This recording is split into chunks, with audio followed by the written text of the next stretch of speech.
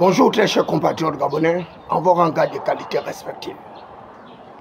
Il existait naguère un exercice auquel se livrait tout individu lorsqu'il se présentait en public, sa profession et confession de foi.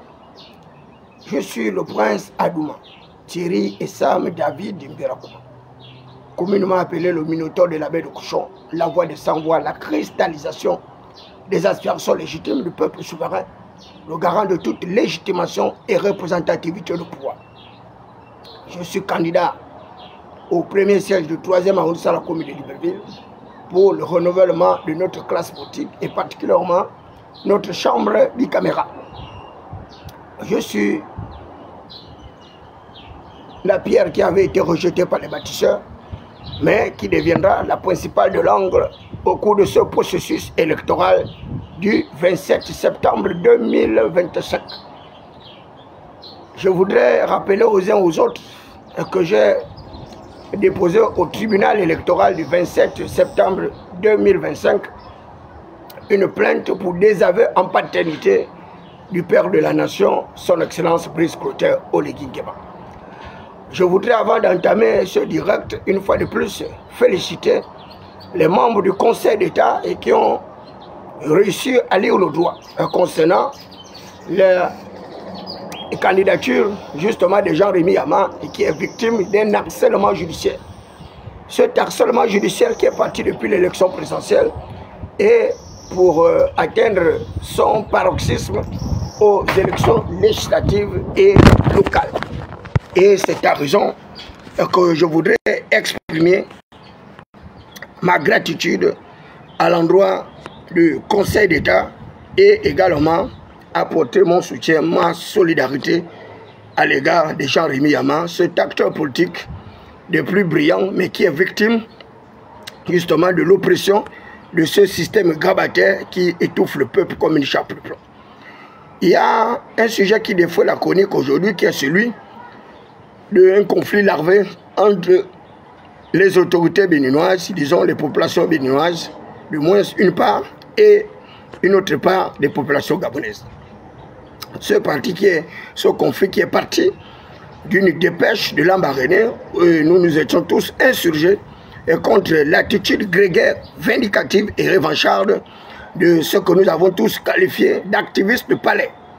Et ceux-là qui étaient allés à travers un langage orgueilleux, un langage de plus calomniateur, voire même délateur, contre certaines commerçances de la République béninoise. Et les Béninois, étant un peuple volatile, ils n'ont même pas tenu compte du fait que le maire de la commune de Lambaréné avait pris parti de ces commerçantes béninoises. Et tout est allé à volo. Et aujourd'hui, c'est avec beaucoup de regrets, beaucoup d'indignation que je voudrais manifester ma gêne, ma désapprobation face à ces activistes béninois, des activistes de bas étage, de basse classe, sans niveau de qualification, sans expertise, et certains d'ailleurs déscolarisés et analphabétisés, et qui ne connaissent pas les principes élémentaires du droit international.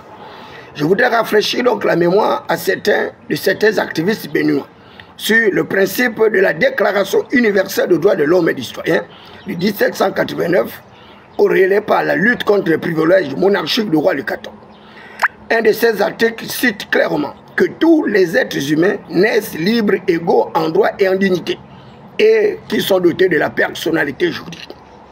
Et d'ailleurs qui doivent agir les uns les autres selon un esprit de fraternité. Dans ces mêmes articles également, on parle du principe de l'autodétermination, c'est-à-dire le droit du peuple à disposer d'eux-mêmes. C'est le principe de la souveraineté nationale et la souveraineté internationale. Il vous souviendra qu'il y a un passé relativement long où nous avons connu celui-là qu'on a appelé Dossou Aworé. Dossou Aworé était l'époux, et d'ailleurs l'époux de Dossou Naki, vice-premier ministre en charge de la justice gabonaise. Dossou Aworé est un sujet béninois. Un sujet béninois qui a géré le pétrole gabonais. De son exploitation jusqu'à sa vente, sa commercialisation. Un sujet béninois qui était au cœur justement de la gestion du pétrole gabonais. Et Dosso Awere s'était toujours caractérisé par une certaine humilité. Une certaine humilité, et c'est pourquoi ce monsieur pouvait passer inaperçu. Ensuite, nous avons vu le cas d'un autre acteur non de moindre, qui n'est rien d'autre que Meksan Akombesi. Meksan Akombesi, lorsqu'il était conseiller du chef de l'État, disons conseiller du ministre de la Défense, Ali Bongo Deba, et bien Meksan Akombesi exerçait également une certaine réserve. Et malheureusement, il va être parachuté à pied joint comme directeur de cabinet du chef de l'État Ali Bongo Deba. Et Meksan Akombesi va se caractériser par l'arrogance, par le mépris et par la désinvolture. Et il va défier même les populations gabonaises du côté de la province du Haut-Togo, où Meksan Akombesi va s'attribuer le titre de Kani. Le titre de Kani qui veut dire chef, qui n'est rien d'autre que l'exclusivité justement des peuples bantous et du côté du royaume Makoko, c'est-à-dire dans la province du Haut-Togo.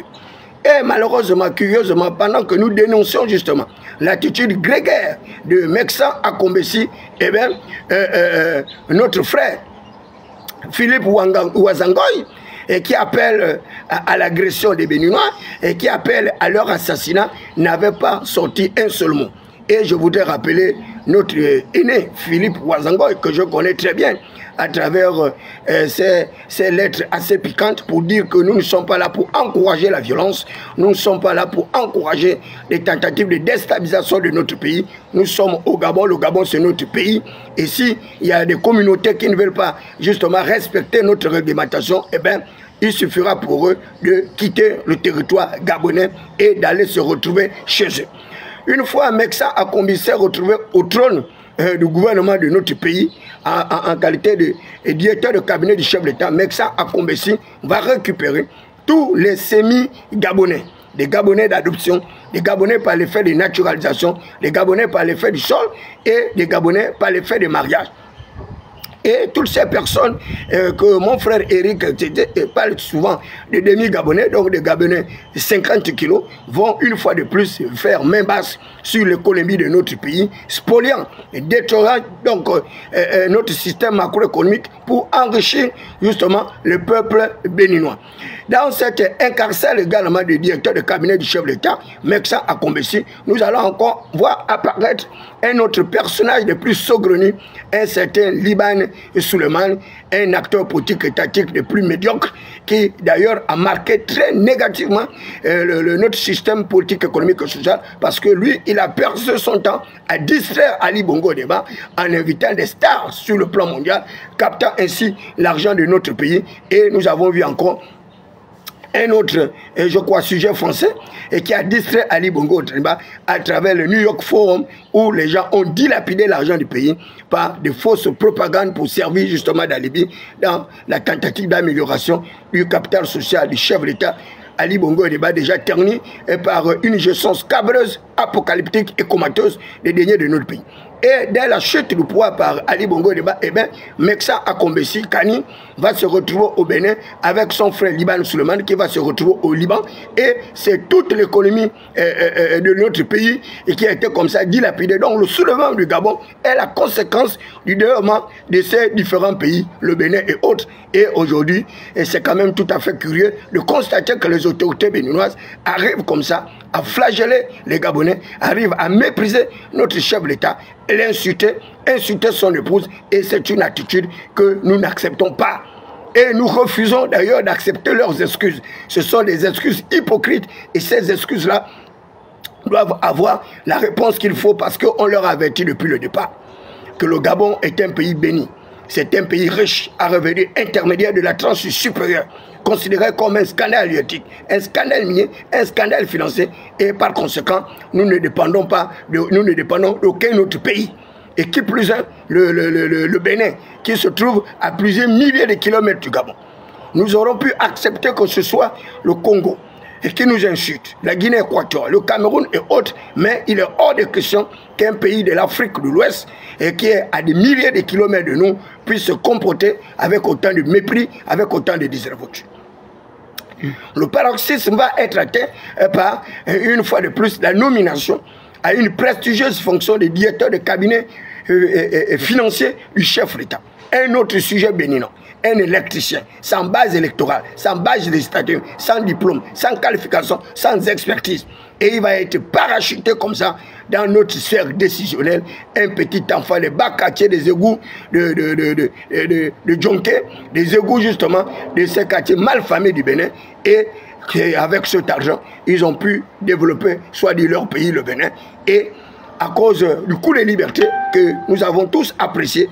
D'aucuns parlent de coup de liberté, d'autres parlent de révolution du palais. Moi, je parle d'ailleurs d'une révolution constitutionnelle, donc une déconstitutionnalisation de notre système électoral. Cette déconstruction de notre système électoral a été catapultée par l'implication des forces de défense et de sécurité, brisant ainsi le cycle de notre système électoral avec la violation justement de la volonté populaire qui s'était exprimée à l'égard, sinon à l'endroit des compatriotes, soit dit, qui auraient gagné les élections jusqu'à ce qu'on nous apporte la preuve contraire. Et aujourd'hui, avec l'avènement de notre nouveau chef d'État, Brice Clotaire Oligui Nguema, qui avait juré mordicus restaurer la dignité du peuple gabonais, restaurer nos institutions. Et aujourd'hui, on voit un léger progrès de la part de Brice Clotaire Oligui Nguema dans cette recherche justement de normalisation de nos relations avec les autres peuples africains. Moi, David Beakoma, candidat au premier siège du 3e arrondissement de Libreville, lorsque je serai élu à l'Assemblée nationale, la première mesure forte que je prendrai, eh bien, c'est une législation, comme cela s'est fait en France, en matière justement de rationalisation des ressources dans notre pays. Je mettrai en place une politique de rationalisation de l'immigration. L'immigration choisie et non une immigration subie. Et je mettrai hors d'état de nuit toutes les communautés étrangères qui se trouvent sur le territoire gabonais de manière informelle. Ces gens-là répartiront bel et bien dans leur propre pays. Ce n'est pas de la xénophobie, ce n'est pas de l'ingratitude, mais le Gabon aux Gabonais. Nous n'avons pas été à la conférence de Yata.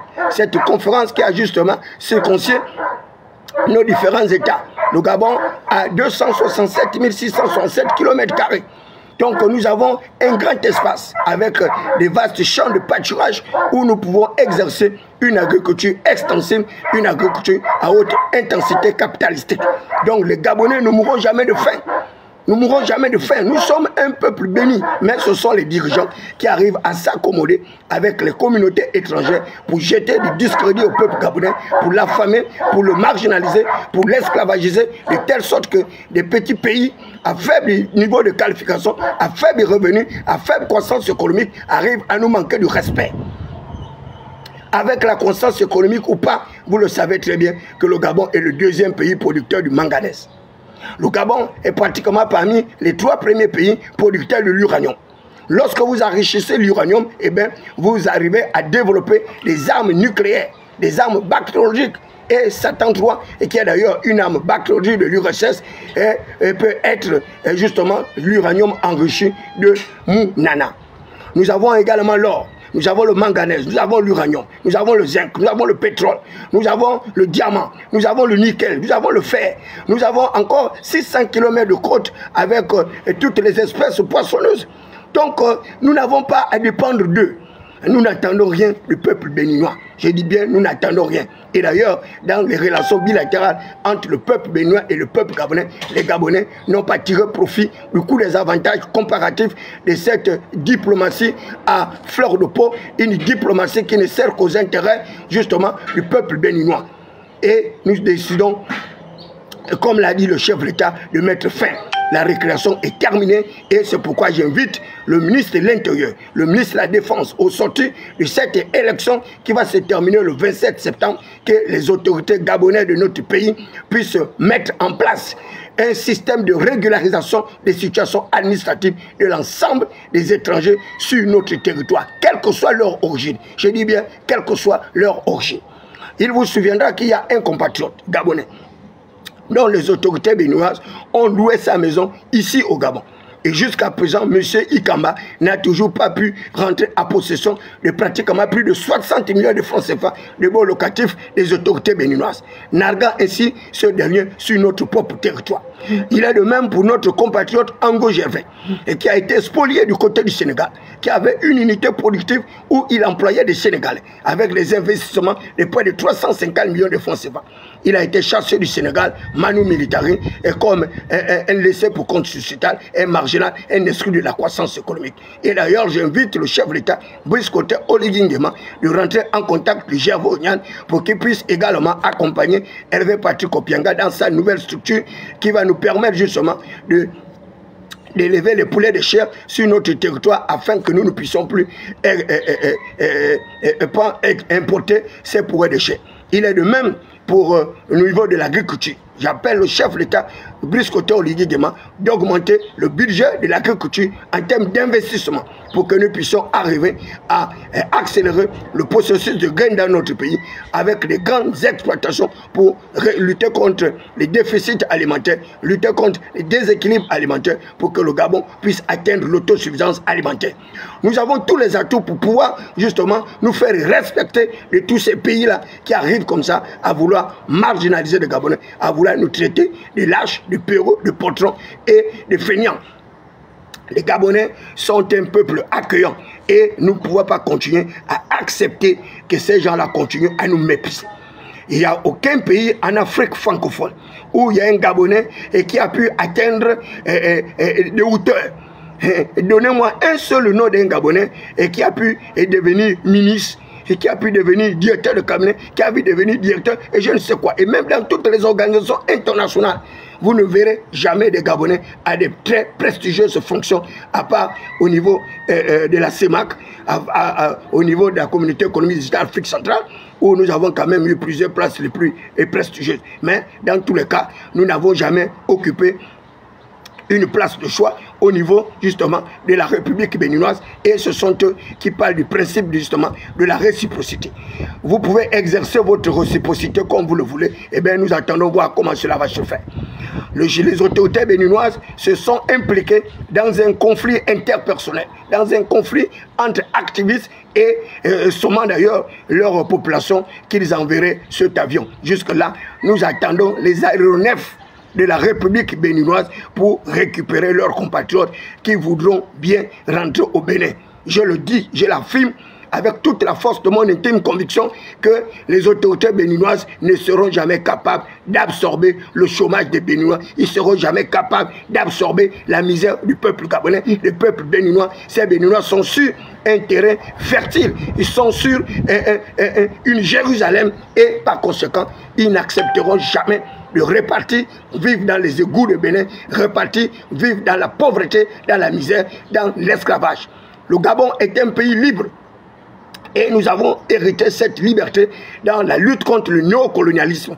Et nous avons vu nos pères qui ont mené cette bataille avec le capitaine Rapochombo, avec le capitaine Denis Rapochombo. Nous l'avons vu également avec le révolution de la concurrence Awanji, mon arrière-grand-père, c'est-à-dire Ouongo, qui est d'ailleurs, qui va mourir au tribunal militaire du Tchad, condamné à mort après avoir mené des rudes batailles contre l'oppression des puissances internationales. Nous avons également le cas de Mbobé Anyangé Exta. Donc le Gabon a toujours eu des guerriers et ces guerriers ont toujours vaincu justement l'oppression démoniaque. Et c'est pourquoi nous avons cette liberté-là qui nous caractérise avec une démocratie de plus achevée, une démocratie qui poursuit son cursus normal et vous pouvez le remarquer. Lors des processus électoraux au Gabon, les choses se passent au mieux. Et nous venons d'organiser une élection présidentielle sans casse, comme le disait mon très cher grand frère Gabé Yalandel, sans emprisonnement, sans assassinat, sans absolument aucun litige ni quoi que ce soit. Donc il ne faut pas que les populations béninoises arrivent à augmenter notre tension artérielle, notre taux d'adrénaline, parce que quoi, nous défendons notre patrie, nous défendons notre économie, nous défendons notre confort, notre bien-être, notre pouvoir d'achat. Il faut que les autorités béninoises le comprennent et qu'ils le sachent. Et j'aime bien citer les exemples. Moi, j'ai vécu au Bénin, au Ghana et au Togo, où j'étais premier secrétaire chancelier régisseur d'ambassade pendant pratiquement 4 ans. Et je n'ai jamais vécu ce que les Béninois nous font vivre au Gabon. Ils sont impolis, ils sont arrogants, ils sont méprisants et ils ne respectent pas les nationaux. Non seulement ils ne nous respectent pas, et au mieux, ils ne respectent pas nos autorités. Et nous allons les obliger à respecter nos autorités. Parce qu'il s'agit de cela. Nous sommes au Gabon et nous sommes des Gabonais. Nous ne sommes pas des Béninois, nous ne sommes pas des Maliens, nous ne sommes pas des Congolais, nous ne sommes pas des Centrafricains et autres. Nous sommes des Gabonais. Et nous sommes entièrement d'accord avec la vision qui est impulsée actuellement par notre chef d'État qui parle de la gabonisation des emplois pour arriver à un boom d'emplois et zéro chômage pour le plus grand nombre de compatriotes gabonais. Une fois nous aurons atteint ce seuil de zéro chômage, mais vous pourriez exercer n'importe quelle activité que vous voulez. Pourquoi est-ce que les Béninois s'offusquent par le fait que nous arrivons à nationaliser un certain nombre d'emplois alors qu'eux-mêmes dans leur pays, ils utilisent les mêmes politiques restrictives en matière d'emploi. Et ce n'est pas le Gabon qui va être en reste. Vous avez vu le conflit qui se trouvait au niveau justement de l'Afrique du Sud où les étrangers avaient été assassinés. Avec une violence de plus unie, où les étrangers étaient pratiquement assassinés dans leur propre domicile. Et il était quasi impossible pour eux d'aller faire le course. Parce que quoi, les Sud-Africains estimaient à tort ou à raison que les étrangers s'étaient accaparés non seulement l'économie de leur pays, mais également la croissance et les emplois. Et il était hors de question pour eux de continuer à accepter cette flagellation, ces meurtrissures. Et pourquoi est-ce que vous voulez que ce soit des expatriés qui arrivent à vivre dans les meilleures conditions de vie que le peuple gabonais, rapatriant d'ailleurs ainsi nos capitaux pour pouvoir servir le développement de leur pays. Et ils sont les premiers à se moquer du peuple gabonais. Ils sont les premiers à nous menacer, jusqu'à dire qu'ils vont nous envoyer le vaudou. Le vaudou est un veau nord que nous avons vaincu en Égypte. Nous sommes les fils d'Israël. Nous ne sommes pas des nécromanciens, nous ne sommes pas des pharisiens, des sadducéens. Nous sommes loin d'être les lucifériens, des satanistes.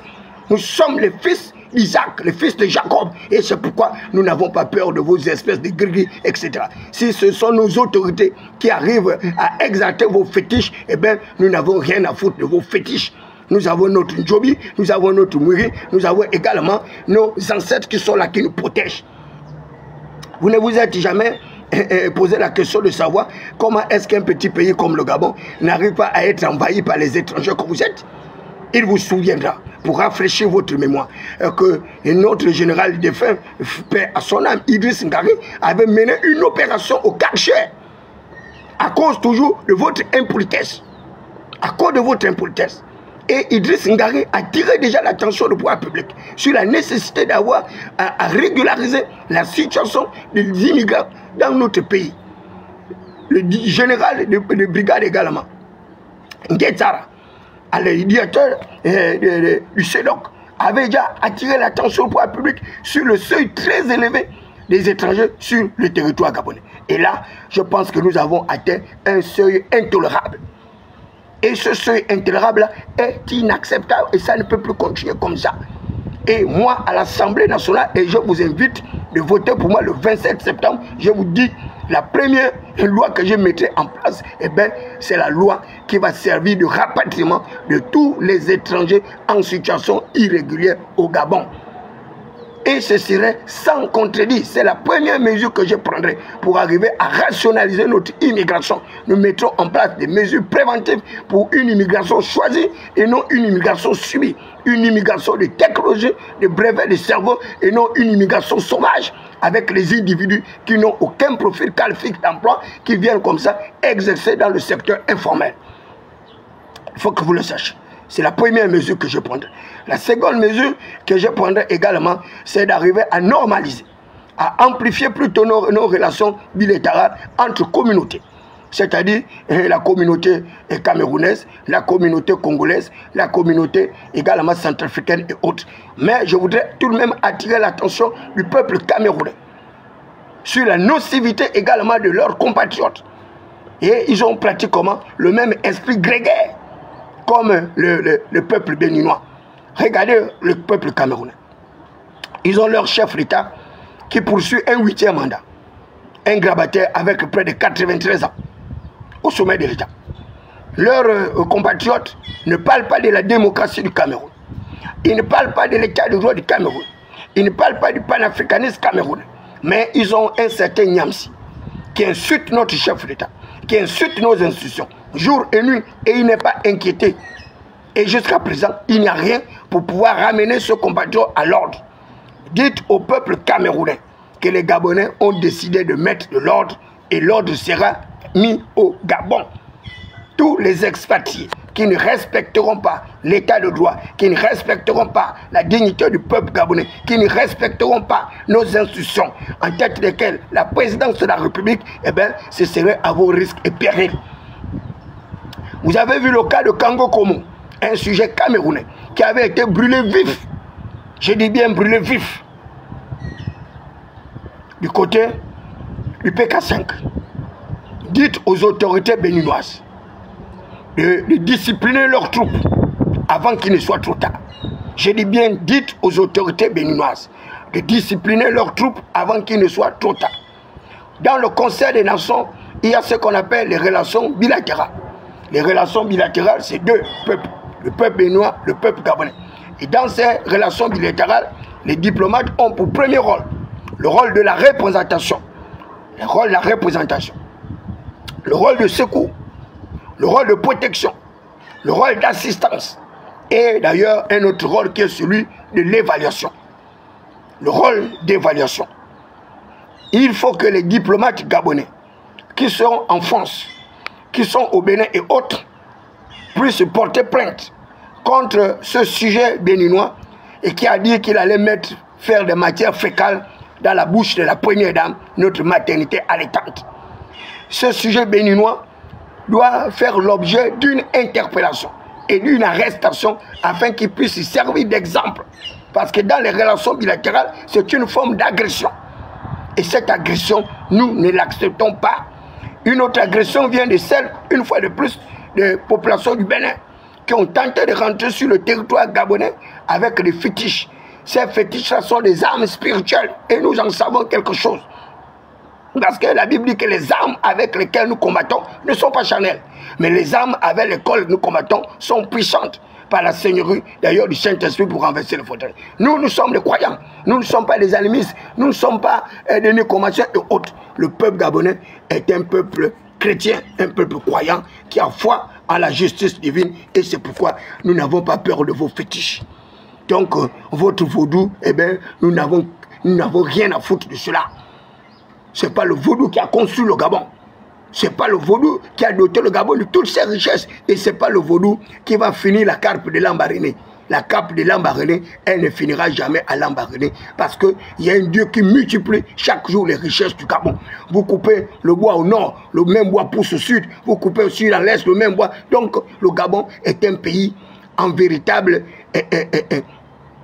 un véritable pays riche. Et si vous refusez de le comprendre ainsi, mais les amis, partez chez vous. Qu'est-ce qui est compliqué? Pourquoi vous faites les débats? Partez chez vous. Partez chez vous, c'est pas compliqué. Vous avez chassé notre citoyen au Sénégal, qui avait son entreprise. Vous avez pris son entreprise. On ne l'a même pas payé. Il est rentré, il est chez le Gabon. Il a tenté tous les recours devant les tribunaux. Il n'a pas eu gain de cause. Il est ici. Il est assis, sans emploi, alors qu'il avait préfinancé son activité. Il avait pris son argent en banque. On a vu les gens s'offusquer, à part quelques citoyens sénégalais, sur la toile qui avaient manifesté leur gêne, leur désapprobation. Mais les autorités sénégales, qu'est-ce qu'elles ont fait? Est-ce qu'elles ont permis à Gervais Ango de rentrer en possession de son argent, de récupérer son entreprise? Zéro. Mais son entreprise est en train de tourner. Et ce sont des sujets sénégalais qui ont récupéré son entreprise. Vous parlez de quoi? Il y a un passé relativement récent, les autorités de la Guinée équatoriale ont chassé les Camerounais de la Guinée équatoriale. Est-ce que cela offusque les gens? Est-ce que les gens ont fait les panels? Est-ce que l'Afrique tout entière s'est émue? Pourquoi lorsqu'il s'agit souvent du peuple gabonais, tout le monde s'en met? Et tout le monde rentre dans les conflits. Et là, je vois un sujet congolais qui était en train d'insulter les Gabonais. Mais mon frère, mais tu n'as pas peur de ce qu'on peut faire au peuple congolais? Pourquoi vous aimez les problèmes comme ça? Pourquoi vous ne réfléchissez pas? C'est quoi votre problème avec le peuple gabonais? Vous nous traitez d'exode, vous nous traitez de peureux, vous nous traitez de... Et lorsqu'on vous dit de rentrer chez vous, vous refusez de rentrer chez vous. Mais en fin de compte, qu'est-ce que vous voulez? Qu'est-ce que vous voulez? Et là, je voudrais attirer l'attention des autorités gabonaises sur la nécessité de ne pas jouer à ce jeu macabre. Il est bien vrai que vous avez, paraît-il, fait arrêter Sani Bouka. Je vous demande de relâcher Sani Bouka sans condition. Je dis bien sans condition. Si réellement il a été arrêté, relâchez Sani Bouka sans condition. Vous n'avez pas arrêté Sani Bouka, il n'a rien fait. On a vu un certain nazi sur notre propre territoire. Un sujet libanais qui a insulté tout le monde. Il a insulté les magistrats, il a insulté les juges, il a insulté, mais alors qu'il le faisait pour satisfaire justement les appétits gourmands de certaines autorités de notre pays, y compris d'ailleurs l'exécutif du pouvoir, eh bien, il était protégé. Et aujourd'hui, dès qu'il est rentré en conflit avec l'exécutif du pouvoir, eh bien, il est en fuite. Actuellement, au Liban, et Dieu seul sait comment il vit là-bas. Certainement qu'il vit dans l'opulence, la luxure, avec l'argent du Gabon, qu'il a certainement économisé pendant plusieurs années, et qui vous dit qu'il est en prison là-bas. Qui ne vous dit pas que, votre Libanais est en train de vivre dans le confort et qu'il aurait d'ailleurs reçu peut-être les 15 millions et qu'il avait exigé mensuellement pour pouvoir se taire. Dès lors qu'il s'est désactivé. Et c'est Sani Bouka et qui soutient la République. C'est Sani Bouka qui lutte contre l'insécurité dans nos pays, l'insécurité dans nos marchés. C'est Sani Bouka qui se bat justement pour le respect de la dignité du peuple gabonais et vous arrivez à le faire arrêter. Vous êtes quel genre de dirigeant? Et je l'avais dit depuis le départ que ce gouvernement est un gouvernement des inaptes, un gouvernement des incapables. Ils ne sont même pas capables de s'autodéfendre. Ils ne sont pas capables de défendre leurs institutions. Ils ne sont pas capables de défendre la présidence de la République qui est humiliée, insultée avec le pouce du chef de l'État, jeté en pâture. Sa notoriété, sa noblesse jetée dans les égouts, comme les égouts la baie de cochon, aux odeurs d'une boniche en putréfaction. Et vous êtes là, tous ceux qui arrivent à valoriser ce pays, arrivent à se battre pour restaurer la dignité du peuple gabonais, vous n'êtes pas en accord avec eux.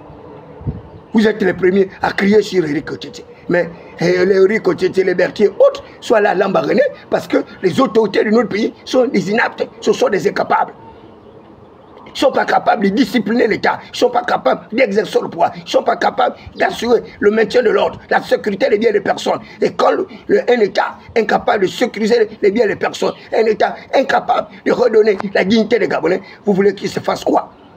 Ce ne sont pas ces mots qui ont justifié votre pseudo-coup de liberté, qui en réalité était une révolution de vos privilèges, des conservateurs de pouvoir, des traditionalistes, mercantilistes, budgétivores, épicuriens émergents. Lorsque les autorités béninoises arrivent à protéger leurs propres citoyens, et c'est vous qui arrivez comme ça à emprisonner les Gabonais dans leur propre pays. Parce que quoi? Ils auraient demandé la fermeture des officines du peuple béninois, d'ailleurs qui exercent dans le secteur informel, qui exercent en toute illégalité. Mais comment est-ce que vous allez arriver justement à la relance de la croissance économique de notre pays en encourageant le secteur informel, en encourageant les économies souterraines avec les fuites de capitaux? Et ces gens-là se moquent de nous parce qu'ils prennent notre propre argent pour aller développer leur pays. C'est la pauvreté du peuple gabonais qui est à l'origine du développement de leur propre pays. Et malheureusement, malgré ça, ils reviennent toujours au Gabon. Parce que c'est à partir du Gabon qu'ils arrivent à avoir de l'argent pour se faire un passeport, pour se faire une identité. Certains viennent du Bénin, sans acte de naissance, sans qualification, sans rien. Puisqu'ils arrivent à prendre les eaux maritimes, ils arrivent à prendre la forêt. Parce que quoi? Justement, notre espace territorial n'est pas sécurisé. C'est Sani Bouka qui doit sécuriser le territoire. C'est Sani Bouka qui doit surveiller nos côtes. C'est Sani Bouka qui doit surveiller nos frontières.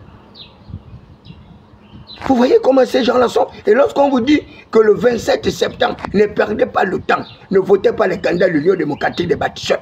Ne votez pas les candidats du Parti démocratique gabonais. Parce que ce sont les deux fils d'une même matrice. Et c'est la même pièce.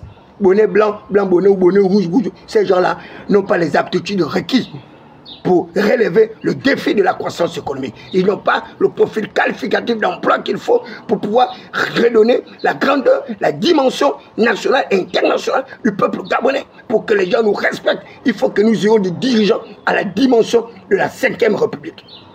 La 5e République ne peut pas être un vain slogan baroque de campagne où on va chanter « C'est enfin notre sort vers la félicité » alors que les Gabonais continuent à couper. dans l'obscurantisme, dans l'ignorance, dans la médiocrité, dans la pauvreté, dans la prévarication, dans la précarisation qui est consécutivement entretenue à cause de nos pseudo-dirigeants. Bobby Sango, ils n'ont pas les papiers. Et lorsque vous avez des dirigeants sans papier, sans qualification, sans expertise, eh bien, le peuple en meurt. Et c'est pourquoi toute cette communauté-là ne nous respecte pas. Votez des députés qui soient capables de défendre le peuple. Votez des députés qui soient capables de faire comme Éric Oteté, de faire comme Tata Berti, de faire comme notre frère Sami Bouka, de faire comme Gabé Yanadel, de faire comme tous ceux-là qui veulent protéger la patrie. Il est bien vrai qu'ils ont tenu des discours assez discriminatoires, mais c'est parce qu'il y a des vides. C'est parce qu'il y a des vides. Et c'est le rôle du gouvernement. Le gouvernement est un correcteur. Le gouvernement est là pour corriger. Le gouvernement est là pour discipliner. Et lorsque vous avez un gouvernement qui se laisse malmener par d'autres autorités, mais qu'est-ce que vous voulez que le peuple puisse faire? Le principe de l'autodétermination, le droit du peuple à disposer de même, disposer de ses propres ressources, disposer de sa politique migratoire, disposer. Mais les Gabonais ne sont pas capables de disposer parce qu'ils ont le pouvoir, mais l'exercice du pouvoir leur échappe. Parce qu'ils n'ont pas les aptitudes requises pour pouvoir exercer le pouvoir avec autocratisme, avec autoritarisme, avec un dirigeant qui soit capable justement de faire respecter la nation. Le Gabon est un grand peuple. Quand bien même nous sommes un petit peuple, mais le Gabon est un grand peuple. Et les dirigeants gabonais, nombreux ne sont pas à la dimension de la vision panafricaniste du chef d'État. Le vrai panafricanisme, ce n'est pas Niamsi, ce n'est pas les Béninois. Et non, le vrai panafricanisme, c'est Brice Colton Oligui Nguema, qui a défendu les peuples africains avec loyauté, avec honneur, avec dignité, au milieu de l'hégémonie américaine, au milieu d'un Donald Trump, un ostracisme, un capitaliste sauvage. Mais Brice Colton Oligui Nguema l'a regardé droit dans les yeux et il a défendu la communauté nationale gabonaise. Il a défendu la communauté internationale, l'espace continental africain. Sans quoi, c'était un véritable désastre. On a vu des chefs d'État devant Donald Trump en train de faire presque dans leur phoque, incapables d'argumenter, incapables de vendre leur propre destination. Mais Brice Colton Oligui Nguema, il a parlé en véritable Gabonais, parce que nous les Gabonais, nous sommes des intellectuels. Nous les Gabonais, nous sommes des êtres cultivés. Nous les Gabonais, nous sommes des nobles. Nous sommes des nobles. Et c'est la noblesse de notre pensée, la noblesse de nos initiatives qui fait de nous des êtres pacifiques. Nous ne sommes pas violents et nous n'avons jamais été violents. Nous ne sommes pas xénophobes, nous n'avons jamais été xénophobes. Mais ce sont les peuples entiers qui sont jaloux de nous, qui sont jaloux de nos richesses, qui sont jaloux de notre peuple, qui sont jaloux de notre confort, qui sont jaloux de notre bien-être. Et c'est pourquoi, moi, député à l'Assemblée nationale, le 27 septembre prochain, je mettrai encore une politique révolutionnaire. Un SMIG qui va être transformé en SMIC. SMIC, salaire minimum intergaranti, qui est de 150 000 francs. Je le transformais en SMIC, salaire minimum intercroissant, avec un montant de 300 000 francs CFA. Pour les Gabonais, minimum 300 000 francs CFA. Et je mettrai encore une autre politique nataliste pour augmenter justement le taux de natalité au niveau du Gabon. Je ferai enlever de 8 000 francs CFA par allocation familiale et je mettrai 55 000 francs par enfant d'allocation familiale. Ça va permettre aux Gabonais justement de pouvoir s'amouracher entre eux et mettre des véritables Gabonais. Et les Gabonais qui feront des enfants avec les Gabonais auront encore une prime exceptionnelle d'accouchement de 250 000 francs CFA. Parce que le Gabon ne peut pas continuer à être cette infime partie alors que nous recherchons la croissance économique. Il faut que le Gabon arrive à une explosion, ce qu'on appelle un baby boom. Un baby boom.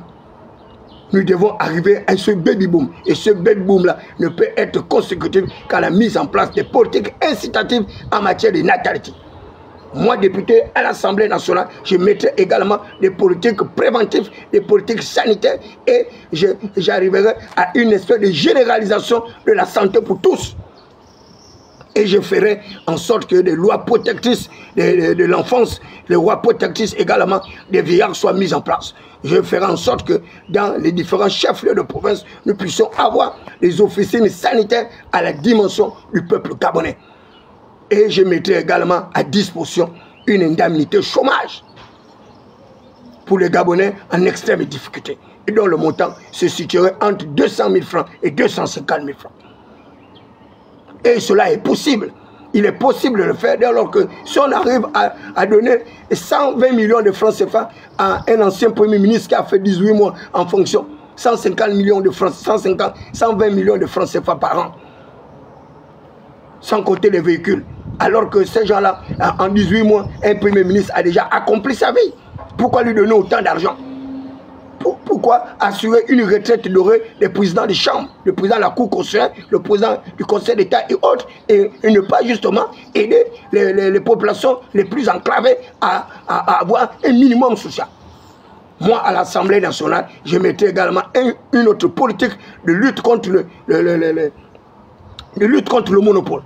Le monopole à SCG, il est assez aberrant. Il faut que nous arrivions à mettre la société d'énergie du Gabon en compétition, en concurrence. Et au besoin même nationaliser d'ailleurs cette société pour que l'État prenne un pourcentage, le contrôle de cette société à hauteur de près de 80%, voire même 90%. À défaut, eh bien, il faut la mettre en compétition. Il faut appeler d'autres investisseurs étrangers pour qu'on puisse améliorer la qualité du service de l'eau et de l'électricité. Ailleurs, grâce à la technologie, grâce au progrès scientifique et technique, eh bien, on arrive à transformer l'urine en eau potable. On arrive à transformer l'eau salée en eau potable. Et nous avons plein de cours d'eau au Gabon. Qu'est-ce qui peut justifier le fait que les Gabonais n'ont pas l'accès à l'eau potable? Qu'est-ce qui le justifie? Eh bien, c'est parce que ces dirigeants-là ne sont pas capables. Ils savent qu'il n'y a pas les papiers. Moi, j'ai vu au Ghana, on transforme la poubelle en énergie électrique par le fait du progrès scientifique et technique, par le fait de la biomasse. Regardez la poubelle de Mindoubé. Avec autant de gaz qui se dégagent, ils ne sont pas capables de capter ce gaz-là, de le transformer en énergie électrique. Ils n'ont pas les papiers. Il n'y a pas les papiers. On transforme la poubelle en engrais pour accroître la productivité agricole, accélérer le processus du progrès.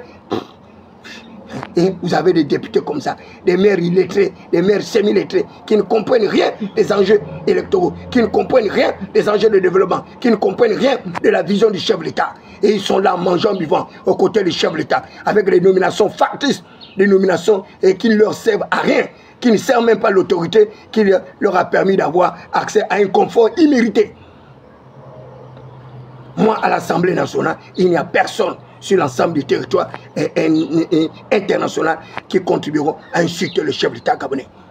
Parce que je ferai respecter l'exécutif du pouvoir par des mécanismes d'une diplomatie préventive de conflits, par des mécanismes d'une diplomatie au service du développement. Parce que nous, les peuples gabonais, nous sommes un peuple pacifique et nous attendons préserver notre démocratie, la démocratie pluraliste.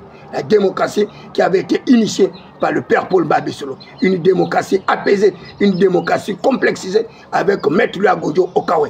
Donc, au sortir de cette élection, le 27 septembre prochain, j'inviterai le chef de l'État à recevoir tous les candidats et que les candidats soient fair play. Ceux qui auront gagné, ils auront gagné. Ceux qui auront perdu, ils auront perdu. L'essentiel pour nous, et pour certains, était de participer, comme le disait Pierre de Coubertin, parce que nous savons très bien qu'avec une telle artillerie du Parti démocratique gabonais, avec l'Union démocratique des bâtisseurs, eh bien, nous allons nous retrouver avec une chambre bicamérale pratiquement duale, c'est-à-dire à l'image du PDG et de l'Union démocratique des bâtisseurs. Malheureusement, eh bien, le peuple sombrera dans un désenchantement, dans une véritable désillusion pour dire en réalité que le coup de liberté n'a été qu'une supercherie électorale. C'est un coup qui n'a servi que d'alibi pour violer le suffrage universel du peuple souverain au détriment d'un homme qui n'était rien d'autre que Ondo Ossa. Et il est également important que le chef de l'État, Brice Oligui Nguema, puisse mettre en place des mécanismes d'une véritable collaboration avec Ondo Ossa. Celui qui avait gagné les élections, il n'y a pas de raison que tous ceux qui ont soutenu Ondo Ossa sont à la mangeoire et que lui également, il puisse vivre dans des conditions les plus précaires. C'est inacceptable. Et moi, élu ou pas à l'Assemblée nationale, eh bien, je mènerai des consultations pour que Ondo Ossa puisse se retrouver avec Brice Oligui Nguema et que nous puissions construire ce Gabon que nous voulons grand, ce Gabon que nous voulons être respecté. Et là, je terminerai ce direct-là en, une fois de plus, remerciant le chef de l'État pour avoir mis un peu d'eau dans son moulin et par le retour d'Hervé Patrick Opianga avec une entreprise de plus pour pouvoir lutter contre le chômage, la pauvreté et l'exclusion sociale. C'est ce Gabon que nous voulons, un Gabon de paix, de partage et de développement, un Gabon qui a toujours vécu en extrême collégialité avec le peuple souverain. Il faut que le ministre des Affaires étrangères appelle l'ambassadeur du Gabon au Togo, au Bénin, en consultation. Ce sont des canaux diplomatiques. Lorsqu'il y a des conflits latents comme ça, vous appelez votre ambassadeur en consultation. Vous le rappelez. Et vous adressez également des courriers auprès du ministère des Affaires étrangères béninois, auprès de leur ambassade, sur la nécessité de cessation de troubles et que tous les Béninois, sur le territoire béninois, qui insultent les autorités gabonaises, soient frappés par la législation béninoise, parce que le code pénal, le code procédurier existe bel et bien. Il est de même si nous avons commencé au Gabon par cette première sanction de Tata Berti, qui a été d'ailleurs affectée de manière disciplinaire, soit dit dans la province de Makoukou, c'est que le Gabon avait déjà fait un pas. Et nous avons vu un décret qui est sorti il n'y a pas longtemps de nos autorités gabonaises pour dire que tous ceux qui occupent des postes à responsabilité ne pouvaient plus s'exposer dans les réseaux sociaux. Moi, je pense que le Gabon a fait sa part dans ce conflit larvé entre les autorités béninoises et les autorités gabonaises. Malheureusement, les autorités béninoises font preuve de mauvaise foi, font preuve de mauvaise langue et certains d'ailleurs encouragent ce conflit pour on ne sait quel intérêt rechercher. J'invite les compatriotes gabonais de ne plus faire comme Ouazangoy, hein, cet appel à la violence, cet appel à la révolte, cet appel à l'assassinat. Nous n'avons pas besoin de cela, parce que c'est ce vers quoi ces gens veulent nous amener pour vouloir déstabiliser le régime politique actuel qui aujourd'hui veut restaurer la dignité du peuple gabonais. Les Béninois s'en plaignent pour rien. Le chef de l'État a parlé également de la gabonisation des emplois bancaires. Et pourtant nous savons ceux qui sont dans la finance au Gabon. Nombreux sont des entreprises camerounaises et marocaines et françaises. Mais pourquoi les Camerounais ne s'en plaignent pas? Pourquoi les Marocains ne s'en plaignent pas? Pourquoi les Français ne s'en plaignent pas? Et que ce soit toujours les Béninois, toujours eux, les Béninois, qui veulent nous narguer dans notre propre pays. Mais à un moment donné, faites-vous respecter, peuple béninois. Si vous n'êtes pas capable de rentrer chez vous, mais acceptez de vous conformer. Vous ne pouvez pas faire la gueule dans le pays d'autrui. La gueule même que vous n'arrivez pas à faire dans votre propre pays. La gueule que vous n'arrivez pas à faire avec vos propres autorités. Moi j'ai été au Bénin comme premier secrétaire chancelier, régisseur d'ambassade. Mais je connais très bien votre niveau de vie. Je connais vos salaires. Je connais vos pouvoirs d'achat. Mais pourquoi est-ce que vous voulez vous faire pousser une grosse tête? Alors que vous êtes des minus. Pourquoi vous le faites? Vous n'avez pas pitié de toute votre communauté qui se trouve ici, qui arrive à vous envoyer quelques gargotes, quelques beuveries, pour que vous arriviez à vivre de manière décente. Vous voulez vraiment qu'on arrive à faire partie de toutes ces personnes-là? Vous êtes capable d'absorber tout ce chômage-là de près de 50 000 personnes? Où est-ce que vous allez trouver les emplois au Bénin pour nourrir toutes ces personnes-là? Où est-ce que vous allez les trouver? À un moment donné, il faut arrêter. On a vu à l'époque Yahi Boni, je terminerai par là, lorsque l'avion du chef de l'État gabonais avait été arraisonné à l'aéroport justement du Bénin pendant pratiquement 72 heures. Moi je suis allé, l'ambassadeur m'a envoyé aller mener justement un certain nombre d'investigations pour qu'on puisse libérer notre aéronef. Mais c'était sans suite. Ali Bongo Ondimba a fait un conseil de ministre dans la nuit, il a tapé du poing sur la table parce que l'avion d'un chef d'État est immunisé. Cet avion est protégé. On ne peut pas l'arrêter, on ne peut pas le fouiller, etc. etc. Et qu'est-ce qui s'est passé? Lorsque Ali Bongo Ondimba a donné 48 heures pour faire relâcher son avion, mais cette même nuit, Yahi Boni a fait démettre la fonction du commissaire de l'aéroport. Alors que ce monsieur, paraît-il, était dans l'exercice de ses fonctions. Puisque l'avion qu'un commerçant avait amené avait des produits illicites, des produits PIB sur le territoire béninois. Et d'ailleurs, à Combessi, jouait le jeu d'une double nationalité. Lorsqu'il allait au Bénin, avec l'aéronef du chef de l'État, il se faisait passer pour un Gabonais avec un passeport diplomatique. Mais lorsqu'il allait ailleurs, eh bien, c'est encore un autre passeport diplomatique béninois qui l'utilisait. Mais nous, au Gabon, on n'accepte pas la double nationalité. Ou vous êtes Gabonais ou vous ne l'êtes pas. Et sans cela, Thierry Cochette a raison. Les Gabonais de 50%, de 15%, de 20%, c'est vous qui nous emmerdez le plus. Mais les Gabonais de 100%, les Gabonais puritains comme David Biakoma, mais on ne peut pas laisser le pays à volo comme ça, c'est pas possible. C'est pas possible, nous n'avons pas un autre pays de rechange, nous n'avons que le Gabon. Mais vous voulez qu'on perde ce pays-là pour que nous nous retrouvons en exil comme les autres? Et le chef de l'État, plus que Oligui Nguema, également, à la fin de ce processus électoral, il doit être capable de mener à bien une véritable médiation avec les activistes gabonais qui sont à l'étranger. Il faut que les activistes gabonais qui sont à l'étranger, tous ceux qui veulent rentrer au Gabon, arrivent à rentrer pour mettre à profit leur expérience. Ceux qui n'ont pas d'emploi, il faut que le chef de l'État aussi leur trouve des emplois qui puissent être nommés comme ces terroristes-là qui sont rentrés au Gabon avec des nationalités douteuses qui sont maintenant aujourd'hui en train de narguer les gens. Ils ne recherchent plus la bonne gouvernance, ils ne recherchent plus l'état de droit, ils ne s'impliquent plus dans le processus qui dénonçait par le passé, comme si tout est devenu bon dans le pays de la liste des merveilles. Je suis Thierry Sam David Biakoma, le prince Adouma, le Minotaure, la belle cochon, la voix des sans-voix, la cristallisation des aspirations légitimes du peuple souverain, frappé du sceau du savoir et l'onction de la faculté. J'appelle les autorités gabonaises, avec les autorités béninoises, de mettre fin à ce conflit, parce que le Gabon n'a pas besoin de ça. Il y a ce qu'on appelle le marché continental africain, et nous devons réfléchir sur la mise en place d'une véritable politique de libre-échangisme. La liberté des capitaux, la liberté des personnes, la liberté des biens et autres. Mais avant d'arriver à cet espace continental, nous avons d'abord notre propre espace sous-régional. C'est-à-dire l'espace IDEAC, l'espace CEMAC et autres. Donc nous n'avons pas de problème avec les autorités béninoises ni avec le peuple béninois. Laissez-nous exercer notre mutation, notre révolution. Et si c'était que nous avions des problèmes avec le Congo-Brazzaville, de notre père Denis Sassou Nguesso, on aurait compris. Si on avait des problèmes avec notre papy Paul Biya, on aurait compris. Si on avait notre problème avec notre père, c'est-à-dire de la Guinée équatoriale, Obiang Nguema, on aurait compris. Mais pourquoi voulez-vous qu'on aille chercher les problèmes loin au Bénin sur des milliers de kilomètres que je ne sais quoi? Vous n'êtes pas dans notre espace communautaire. Allez-y vous battre avec les Togolais, avec les Maliens, la Côte d'Ivoire et autres. Qu'est-ce que vous avez à venir vous affronter à nous? Est-ce que nous boxons dans la même catégorie? Nous ne boxons pas dans la même catégorie. Allez boxer dans votre champ de ruines là-bas, où vous avez toutes les peines et difficultés de mettre en place un véritable processus démocratique pour faire respecter la volonté du peuple. Nous, au Gabon, nous savons respecter, faire respecter la volonté du peuple. Et c'est pourquoi nous sommes tous en compétition électorale. Et vous voyez bien cette floraison également des candidatures à faible impact géostratégique et sociologique. Mais c'est cela, la démocratie gabonaise.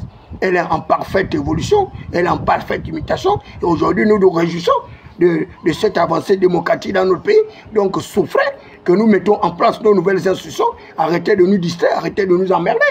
Nous n'avons pas que ça, nous avons un processus électoral qui est engagé, qui est en cours, dont nous voulons faire en sorte que ce processus s'en tire à bon compte, sans aucune violence, sans aucune récrimination. Et là, je voudrais terminer par attirer l'attention également des agents de force de défense et de sécurité sur la nécessité d'arriver à violence zéro pendant le processus.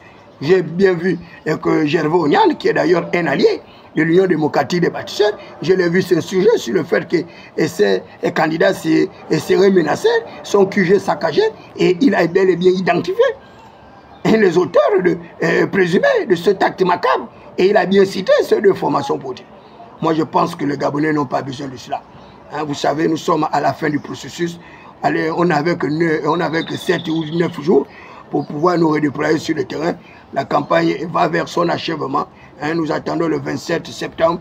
Le peuple aura décidé de qui sera maire, qui sera député, qui sera sénateur. Et nous allons continuer à vivre en bonne intelligence. Voilà. Merci encore de votre bien aimable attention. Voilà. Et ceux qui doivent mener des campagnes comme mon frère Jean-Rémy Yama, et qui a été victime d'un harcèlement judiciaire, et là, Dieu merci, sa candidature a été, paraît-il, acceptée parce qu'il a eu gain de cause auprès du Conseil d'État. J'invite donc les populations de cette circonscription administrative et territoriale de voter massivement pour Jean-Rémy Yama. Voter massivement pour Jean-Rémy Yama pour qu'il ait une majorité confortable de conseils municipaux et qu'il devienne au moins sénateur. Voilà. on l'a empêché d'être député, mais Jean-Rémy Yama, vous pourriez au moins faire de lui un sénateur. Votez également pour Marcel Libama, du côté de France Civile. Votez également pour mon très cher petit frère Awassi, du côté de Mwanda, quand bien même c'est un membre de l'Union démocratique des bâtisseurs, mais ce n'est pas tous les bâtisseurs qui sont comme ils sont, qui sont victimes de toutes les formes de mécontentement de la part des populations. Du côté de Port-Gentil, votez mon très cher frère Ulrich Malekou avec son épouse Sophie Sonneron. Du côté de Ndende, votez Mavdis. C'est un pédagogiste, oui, mais c'est un pédagogiste qui doit servir de modèle chip à l'Assemblée nationale. Voilà. Et le député de Ndende a toujours été un homme exemple, comme Pierre Mamboundou. Il faut que celui qui remplace Pierre Mamboundou soit à l'image de ce grand homme d'État. Et c'est pourquoi je vous invite de voter Yves Fernand Mamboufumbi du côté de Ndende. Voilà. Du côté de Moulé également, battez-vous pour que Pierre Claver Maranga Moussavou puisse attirer à bon compte. Nous avons besoin de Maranga Moussavou pour animer les débats. Nous avons besoin de Maranga Moussavou pour utiliser son expertise, son expérience en matière de provincialisation. Donc c'est un acteur politique. Donc nous devons également avoir un certain intérêt. Voilà, du côté du 5e arrondissement, votez pour Arsène Edouard Kogé. Votez pour Arsène Edouard Kogé. Bon, du côté du 6e arrondissement, vous avez votre soeur, justement, Frida Mindungali, et également Dani Koulou. Donc, vous avez le choix entre les deux personnes, Dani Koulou et Frida Mindungali. Vous avez également Foulemba Fabrice, qui est là-bas, et qui est docteur. Voilà, c'est un acteur politique brillant. Il est bien vrai, il est du Parti démocratique gabonais. Mais votez pour Fabrice Foulemba. Votez également pour Willy. Donc, le maire Willy Thiembi, qui est engagé dans son processus électoral pour être député. Quand bien même, il est membre de l'Union démocratique de Bâti. Donc, je vous demande de voter pour Wilfried Thiembi. Dans le 3e arrondissement, eh bien, le choix est clair. Votez pour le prince Adouma, David Mberakouma, la voix des sans-voix, la cristallisation, les aspirations légitimes du peuple souverain. Dans le 2e siège, je vous laisse libre cours de faire le choix que vous voulez. Il y a beaucoup d'acteurs là-bas. Vous avez Fortuné Edou, vous avez mon frère de Gabon Indivisible, vous avez également votre frère Fabien Foumbla, vous avez votre petit frère Ekash qui est là-bas également, qui représente l'Union démocratique de Bâti. Donc vous avez le choix entre ces personnes-là. De toutes les façons, nous savons que là-bas, il y aura un 2e tour inéluctable. Le moment 2e tour, eh bien, je vous indiquerai la voie à suivre. Dans le 1er arrondissement de Grasse, ne votez pas pour Chantal Miboto. Voilà, ne votez pas pour Chantal Miboto. C'est une femme qui est née avec une cuillère en or. Il n'y a pas de raison qu'elle puisse aller à l'Assemblée nationale. Elle n'a pas besoin de cela. Voilà. Qu'elle aille mener à bien ses activités de lutte contre le chômage avec ses multiples entreprises. Elle n'a pas besoin d'aller à l'Assemblée nationale pour défendre les populations. Voilà. Elle a assez mangé comme ça. Et faites tout, faites en sorte que tous ceux qui n'ont pas bien géré leur période de transitoire pendant qu'ils étaient à l'Assemblée nationale, faites en sorte qu'ils ne reviennent pas à l'Assemblée nationale. Voilà, du côté d'Akanda, votez pour notre grand frère Ghislain Malanda. Partout vous verrez des syndicalistes, partout vous verrez des hommes qui se sont battus pour la protection des intérêts du peuple. Votez pour lui. Votez également pour Mikonji. Voilà, votez pour Mikonji. Du côté du Haut-Togo, particulièrement France Civile, je ne sais pas où. Et le jour du vote, n'allez pas voter pour les candidats uniques. Ce n'est pas utile. Ces candidats uniques ont déjà gagné. Et s'ils font des causeries, manger leur argent le jour du scrutin, n'y allez pas boycotter au moins leur suffrage, de telle sorte qu'ils puissent être élus avec de faibles pourcentages pour que vous puissiez vous offusquer contre cette démocratie marchandise, cette démocratie qui exalte justement les puissances, cette démocratie qui favorise les nantis, les bourgeois, les aristocrates, les plutocrates émergents et certains féministes aux mœurs dépravées. Vous étiez à l'émission Cosmos, intervention chicale électorale, animée par le prince Adouma, David Mberakouma, la voix des sans-voix, la cristallisation des aspirations légitimes du peuple souverain, frappé du sceau du savoir et l'onction de la faculté, la pierre qui avait été rejetée par les bâtisseurs, mais qui deviendra bientôt la principale langue, un rocher de scandale, une pierre d'achoppement pour ceux qui n'auront pas cru au prince Adouma. Hasta la victoire simple.